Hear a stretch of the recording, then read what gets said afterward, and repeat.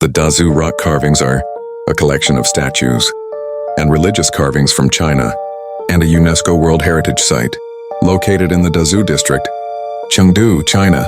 These carvings date back to the 7th century AD and depict the influence of Buddhism, Confucianism, and Taoism.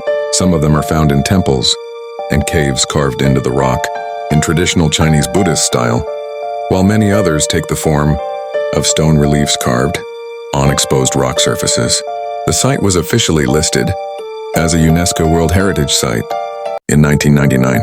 The Dazhu rock carvings consist of 75 protected sites containing around 50,000 statues and more than 100,000 Chinese characters forming inscriptions and epigraphs. There are still many secrets in the world that remain undiscovered. Subscribe now and let every mystery find you on your homepage.